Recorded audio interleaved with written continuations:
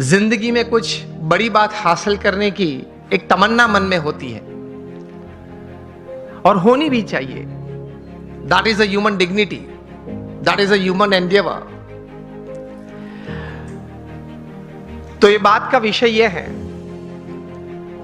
कि हमें जीवन में समृद्धता चाहिए,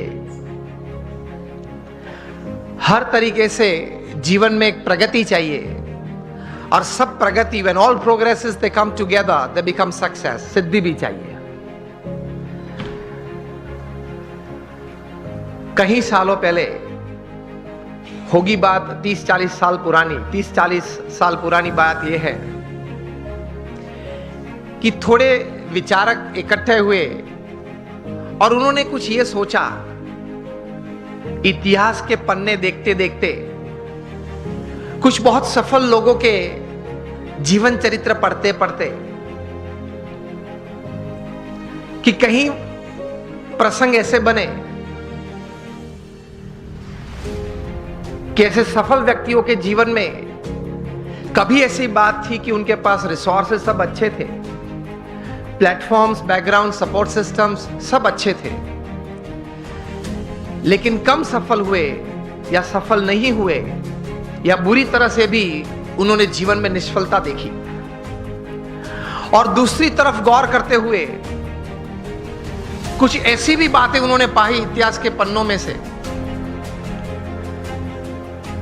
कि रिसोर्सेस कम थे, मतलब पढ़ाई भी थोड़ी कम थी, कुछ फैमिली सपोर्ट कम था, कुछ फाइनेंशियल बैकग्राउंड ठीक नहीं था,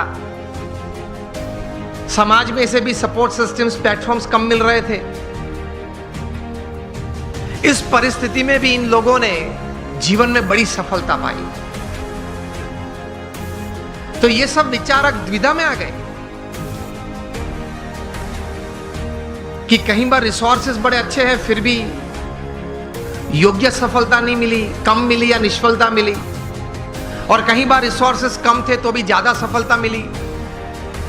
तो मतलब रिसोर्सेस के अलावा कोई और भी कारण है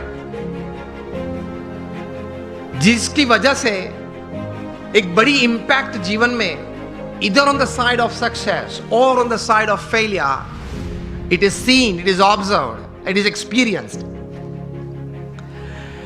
10-12 साल तक गौर करते करते ये सब विचारक पश्चिम की ये भूमि में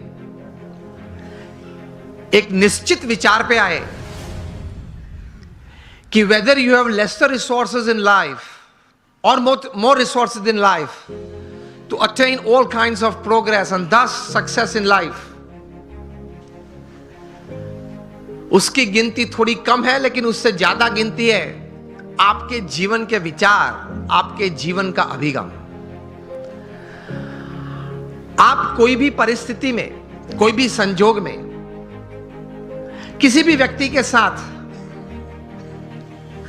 कोई कार्य करते करते, कोई संबंध रखते रखते किस प्रकार के विचार रखते हो, इन परिस्थितियों में किस प्रकार का अभिगम आप रखते हो,